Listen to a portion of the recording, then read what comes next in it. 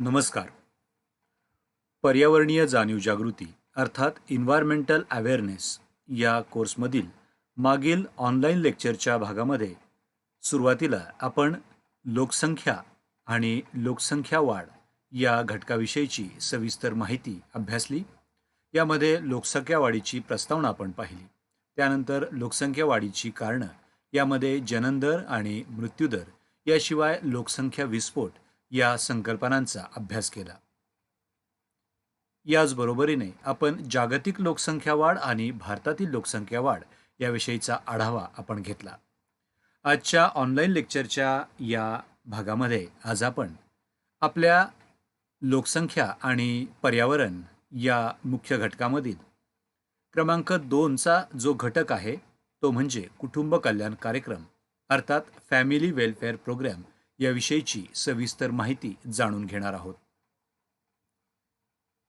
कुटुंब कल्याण कार्यक्रम या उपघटकामध्ये आज आपण कुटुंब कल्याण कार्यक्रम म्हणजे काय, कुटुंब कल्याण कार्यक्रमाचा उद्देश, तसंच कुटुंब कल्याण कार्यक्रमाची आवश्यकता, याशिवाय या कार्यक्रमांतर्गत प्रचलित असणाऱ्या विविध कुटुंब नियोजनाच्या पद्धती, त्याचबरोबरीनं कुटुंब कल्याण कार्यक्रमाच्या अपयशाची कारणं आणि सर्वात शेवटी कुटुंब कल्याण कार्यक्रम यशस्वी होण्यासाठी केल्या जाणाऱ्या विविध उपाययोजना याविषयीची माहिती आज आपण पाहणार आहोत.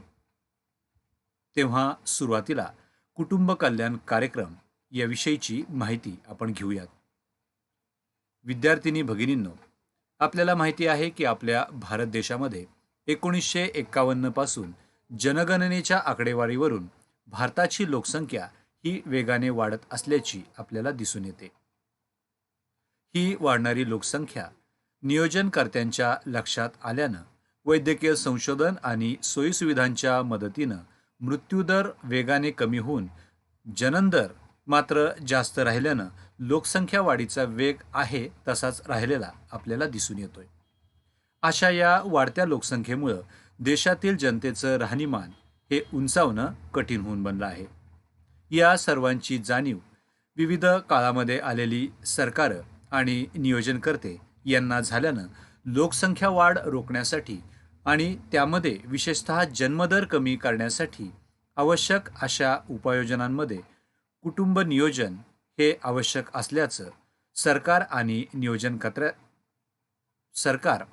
नियोजनकर्त्यांना याची खात्री पटवून कुटुंब कल्याण नियोजन म्हणून 1952 मध्ये याविषयीचं धोरण तयार करून त्याला राष्ट्रीय लोकसंख्या धोरण म्हणून मान्यता देण्यात आली.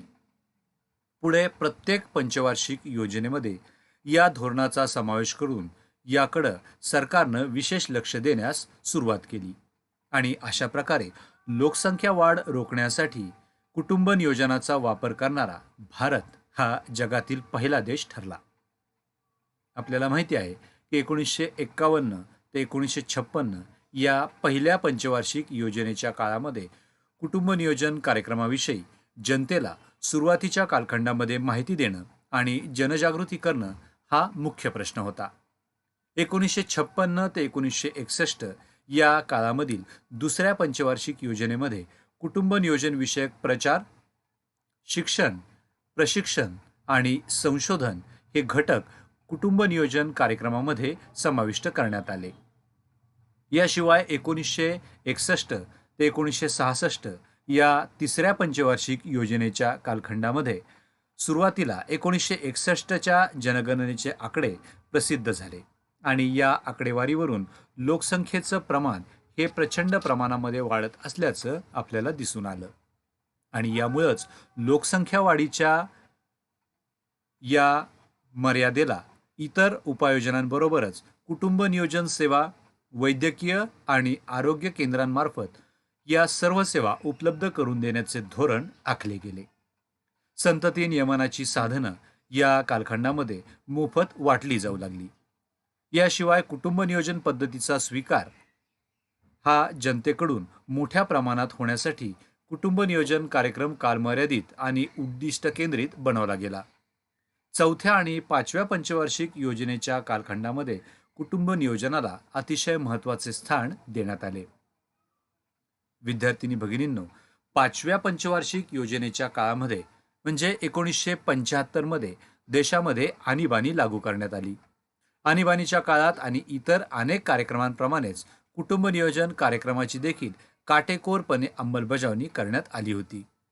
कुटुंब नियोजन कार्यक्रमाच्या अंमलबजावणीच्या वेळी अतिउत्साही लोकांकडून झालेली सक्ती, झालेल्या चुका यामुळं काही लोकांना भोगावा लागलेला त्रास आणि राजकीय विरोधापोटी विरोधकांनी दिलेला राजकीय रंग यामुळं कुटुंब नियोजनासारखा राष्ट्रीय हिताचा एक चांगला कार्यक्रम या कालखंडामध्ये काहीसा बदनाम झालेला आपल्याला दिसून येतो. आणि यामुळंच या कार्यक्रमाची काहीशी पिछेहाट होऊन लोकसंख्या वाढीच्या नियंत्रणावर त्याचा पुढील काळामध्ये निश्चितच विपरीत परिणाम झालेला दिसून येतो. आणीबाणीनंतरच्या म्हणजे अर्थात 1977च्या सार्वत्रिक निवडणुकीमध्ये तत्कालीन सरकारची सत्ता जाऊन त्यानंतर सत्तेवर आलेला जो पक्ष होता त्या पक्षानं अनेक कार्यक्रमांप्रमाणेच सक्तीच्या कुटुंब नियोजनाच्या या कार्यक्रमामध्ये जनतेचा मोठा सहभाग असावा याविषयी लोकांचा जो समज होता तो मागील सरकारचा अनुभव घेऊन सक्तीचा मार्ग सोडून लोकांनी स्वखुशीनं या नियोजनाचा स्वीकार करावा असं आवाहन या सरकारतर्फे करण्यात आलं. हे सरकार सत्तेवर आल्यानंतर तत्कालीन मागील सरकारने आखलेल्या जुन्या राष्ट्रीय लोकसंख्या धोरणामध्ये काही बदल करून त्याला पुन्हा राष्ट्रीय लोकसंख्या धोरण जाहीर केलं आणि कुटुंब नियोजनाचं नाव बदलून या कार्यक्रमाला कुटुंब कल्याण कार्यक्रम अर्थात फॅमिली वेलफेअर प्रोग्राम असे नाव देण्यात आले. या संपूर्ण कार्यक्रमामध्ये फक्त संतती नियमन एवढाच भाग गृहीत न धरता या कार्यक्रमाच्या संकल्पनेचा विस्तृत असा विस्तार देखील करण्यात आला.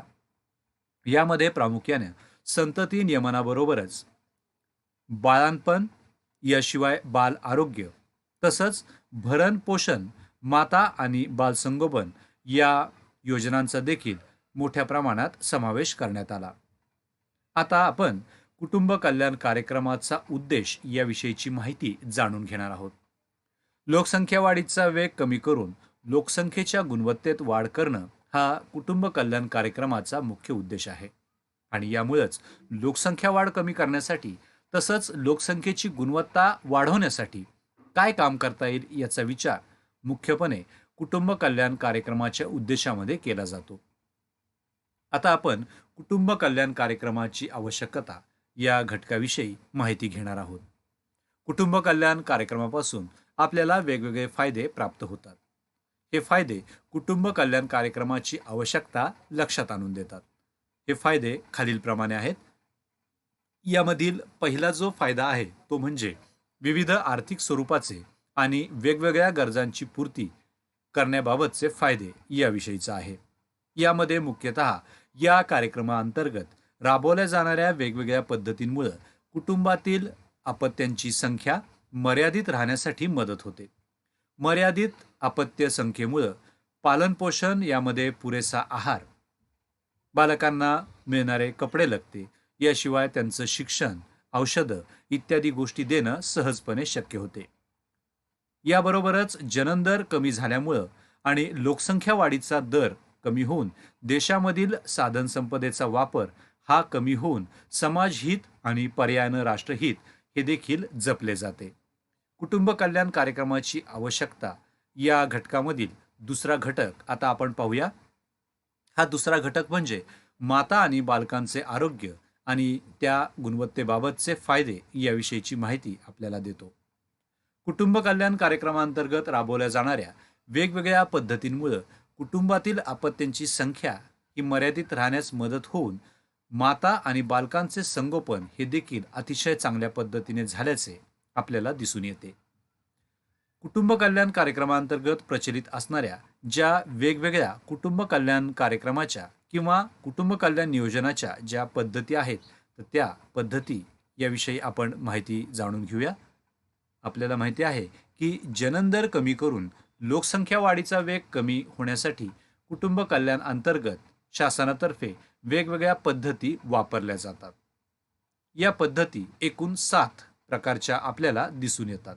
या पद्धतींमुळे मुख्यतः संतती नियमनाच्या विविध प्रकारच्या पद्धती यांची अंमलबजावणी केली जाते. यामध्ये संतती नियमन होण्यासाठी स्त्रियांना विशेषतः गरोदर माता होण्याच्या आधी त्यांना विविध प्रकारच्या संतती नियमनाविषयकच्या गोळ्या दिल्या जातात. जसं आपण उदाहरणादाखल मालाडी किंवा चॉईस यासारख्या गोळ्यांचा या ठिकाणी उल्लेख करू शकतो. याशिवाय लूप किंवा तांबी यासारखे गर्भाशयाअंतर्गत विविध साधनं या ठिकाणी कुटुंब नियोजनाच्या पद्धतीमध्ये वापरलेली दिसून येतात. याशिवाय पुरुषांमधील शुक्राणुनाशक औषधांचा वापर हा देखील कुटुंब कल्याण कार्यक्रमांतर्गत प्रचलित कुटुंब नियोजनाच्या पद्धतीमध्ये वापरला जातो. याशिवाय निरोधचा वापर, तसंच पुरुषांमधील नसबंदी किंवा स्त्रियांमधील नसबंदी, याशिवाय अवरोध टोप्या आणि सुरक्षित संतती नियमनाचा कालखंड असे एकूण 7 कुटुंब कल्याण कार्यक्रमांतर्गत कुटुंब नियोजनाच्या पद्धती वापरलेल्या आपल्याला दिसून येतात. यानंतरच्या टप्प्यामध्ये आता आपण कुटुंब कल्याण कार्यक्रमाची जी अपयश येण्याची कारणं आहेत त्याविषयीची माहिती सविस्तर जाणून घेऊया. आपल्याला माहिती आहे की कुटुंब कल्याण कार्यक्रम हा देशातील लोकसंख्येला आळा घालण्यासाठी सरकारतर्फे चालवलेला एक अतिशय चांगला असा कार्यक्रम किंवा योजना म्हणून मागील 50 वर्षापासून त्याची अंमलबजावणी झालेली दिसून येत आहे. मात्र असं असूनही कुटुंब कल्याण कार्यक्रमाची अपयशाची कारणं ही देखील पाहणं गरजेचं आहे. कारण या कार्यक्रमाला 50 वर्ष पूर्ण होऊन सुद्धा भारतासारख्या देशामध्ये अद्यापही जननदर हा दर 2026 आणि लोकसंख्या वाढीचा वार्षिक दर सुमारे 1.93%, तसंच लोकसंख्या वाढीचा दशवार्षिक दर हा सुमारे 21.34 इतका अधिक असलेला आपल्याला आढळून येतो. आणि यामुळंच या कार्यक्रमाला काही प्रमाणामध्ये अपयश आल्याचे आपल्याला दिसून येते. यासाठीची कारणं ही मात्र विविध आपल्याला दिसून येतात. ती कारणं पुढील प्रमाणे आपण पाहणार आहोत. यामध्ये प्रामुख्याने सरकारचे दुर्लक्ष. भारतासारख्या लोकशाही देशामध्ये दर 5 वर्षानंतर विविध सरकारं अस्तित्वात येत असल्यानं या प्रत्येक सरकारची ध्येयधोरणं ही या कुटुंब कल्याण कार्यक्रमाच्या बाबतीमध्ये आपल्याला बदललेली दिसून येतात. आणि यामुळंच सरकारचे दुर्लक्ष हे देखील कुटुंब कल्याण कार्यक्रमाच्या अपयशामधील पहिलं कारण आपल्याला सांगता येईल. कारण की या सर्व योजना या शासनातर्फे जनतेपर्यंत पोहोचवल्या जातात. यानंतरचं अपयशाचं दुसरं कारण ते म्हणजे वैद्यकीय सेवकांचा निष्काळजीपणा हा आहे. हा कार्यक्रम राबवण्यासाठी वैद्यकीय सेवकांमार्फत योग्य प्रकारची भूमिका आणि नागरिकांना योग्य प्रकारे माहिती ही दिली गेली पाहिजे. मात्र त्यामध्ये अशा वैद्यकीय सेवकांचा निष्काळजीपणा मोठ्या प्रमाणामध्ये आपल्याला आढळून आल्यानं कुटुंब कल्याण कार्यक्रम काही प्रमाणामध्ये अपयशी झाल्याचे दिसून येते. याशिवाय या कार्यक्रमामधील सर्वात महत्त्वाचा रोल किंवा जी भूमिका बजावली जाते ती म्हणजे देशातल्या जनतेकडून. आणि अशा जनतेचा अपुरा आणि अतिशय थंड प्रतिसाद हा देखील कुटुंब कल्याण कार्यक्रमाच्या अपयशाच्या कारणामध्ये समाविष्ट केला जातो. याशिवाय भारतासारख्या विविध धर्म, जाती, पंथ असलेल्या या देशामध्ये धार्मिक विरोध हा देखील या कार्यक्रमाची अपयशाची कारणं म्हणून या ठिकाणी आपल्याला स्पष्ट करता येईल. तसंच संतती नियमनाविषयीची साधनं आणि या साधनांचा वापर याविषयीचे गैरसमज, याशिवाय भारतामध्ये किंवा इतर कोणत्याही समाजामध्ये प्रचलित असणाऱ्या रूढी आणि परंपरा यांचा प्रभाव देखील कुटुंब कल्याणाचा कार्यक्रम अपयशी होण्यासाठी कारणीभूत मानला जातो. याशिवाय समाजामधील अज्ञान आणि अंधश्रद्धा, याशिवाय दारिद्र्य, तसंच शिक्षणाचा अपुरा प्रसार आणि सर्वात महत्त्वाचं म्हणजे स्त्रियांना समाजामध्ये दुय्यम दर्जाची वागणूक हे सर्व कारणं कुटुंब कल्याणाच्या कार्यक्रमाच्या अपयशाची कारणं म्हणून आपल्याला सविस्तरपणे सांगता येतील. आता आपण कुटुंब कल्याण कार्यक्रम यशस्वी होण्यासाठीच्या ज्या उपाययोजना आहेत याविषयीची माहिती पाहणार आहोत. भारतामधील प्रचंड प्रमाणामध्ये होत असलेली वाढ ही प्रभावीपणे रोखण्यासाठी प्रचंड लोकसंख्येच्या या आपल्या देशामध्ये कुटुंब कल्याण कार्यक्रम यशस्वी होणं हे फार महत्त्वाचं आहे. कारण लोकसंख्या वाढीचा वेग जर कायम राहिल्यास भारतानं विविध क्षेत्रामध्ये केलेली प्रगती, विकास हा आपल्या देशाच्या अत्याधिक लोकसंख्येमुळं मातीमोल होऊन जाईल. आणि कुटुंब कल्याण कार्यक्रम यशस्वी होण्यासाठी खालीलप्रमाणे उपाययोजना करणं हे देखील आपल्याला आवश्यक आहे. असे एकूण 11 उपाययोजना भारतासारख्या देशांमध्ये या कार्यक्रमाच्या यशस्वीतेसाठी महत्त्वाची मानली जातात. यामधील पहिला घटक तो म्हणजे साक्षरतेचा प्रसार आणि या कुटुंब कल्याण कार्यक्रमाचा शैक्षणिक अभ्यासक्रमामध्ये केला गेलेला समावेश. हे महत्त्वाचा उपाय आपल्याला या ठिकाणी सांगता येईल. कारण की कुठल्याही समाजामध्ये साक्षरता किंवा शिक्षणाचा प्रसार वाढला तर या सर्व गोष्टींबद्दलची, विशेषतः वाढत्या लोकसंख्येच्या दुष्परिणामांबद्दलची जाणीव आपल्याला होते. आणि ही जाणीव झाल्यानंतर उपलब्ध साधनसंपदा आणि या साधनसंपत्तीचा पर्याप्त वापर करण्याविषयीचं ज्ञान आपल्याला उपलब्ध होतं. याशिवाय असे कार्यक्रम प्रभावीपणे आणि यशस्वीपणे राबवण्यासाठी आपल्याला पुरेसं प्रशिक्षण आणि याशिवाय हे प्रशिक्षण देणारे कर्मचारी यांचा प्रामाणिकपणा हा देखील तितकाच महत्त्वाचा दिसून येतो. तिसऱ्या यशस्वीतेच्या कारणामध्ये मोफत किंवा अतिशय नाममात्र खर्चामध्ये कुटुंब नियोजनाच्या शस्त्रक्रिया करणं आणि या शस्त्रक्रिया पार पडल्यानंतर औषधांचा आणि या शस्त्रक्रियांसाठी आवश्यक असणाऱ्या उपकरणांचा पुरवठा हा देखील मोठ्या प्रमाणामध्ये होणं गरजेचं आहे. हे सर्व करत असताना लोकांमध्ये या गोष्टीबद्दलची जाणीव जागृती व्हावी यासाठी विविध प्रसारमाध्यमांचा प्रभावी वापर हा कार्यक्रम यशस्वी होण्यासाठी महत्त्वाचा मानला जातो. याशिवाय जननी अथवा जननदर हा मोठ्या प्रमाणामध्ये कमी करण्यासाठी विवाहाच्या किमान मर्यादेमध्ये वाढ होणं गरजेचं आहे. अर्थात विवाहाचे वय हे देखील वाढवणं गरजेचं आहे. यामुळं विवाहाचं वय वाढल्यामुळं गर्भधारणेचा कालावधी हा कमी प्रमाणामध्ये मिळून अपेक्षित कुटुंब कल्याण कार्यक्रम यशस्वी होऊ शकेल. याशिवाय गर्भपाताला कायदेशीर मान्यता हा देखील महत्त्वाचा घटक या ठिकाणी सांगता येईल. 7व्या उपाययोजनेमध्ये योग्य लोकसंख्या धोरण मांडून या धोरणाची अंमलबजावणी ही अतिशय प्रभावीपणे होणं हे अतिशय गरजेचं आहे.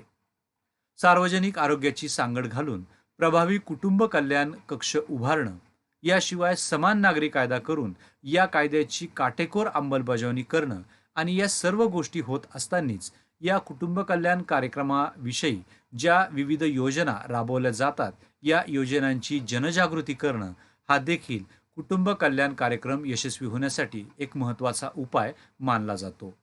आणि या सर्व उपाययोजनांमध्ये सर्वात शेवटी तो म्हणजे अशा कुटुंब कल्याण कार्यक्रमाला गालबोट लावणाऱ्या व्यक्ती किंवा संघटना किंवा समाजातील काही घटक यांच्यावरती दंडात्मक कारवाई करून त्यांना मिळणाऱ्या सवलती नाकारण्याबाबतच्या तरतुदी या घटनेमध्ये करणं या देखील अतिशय महत्त्वाचं आहे. या सर्व उपाययोजनांचा जर वापर यशस्वीपणे झाला तरच कुटुंब कल्याण कार्यक्रम हा यशस्वी होऊन देशाच्या प्रगतीमध्ये हातभार लागण्याची खात्री आपल्याला देता येईल.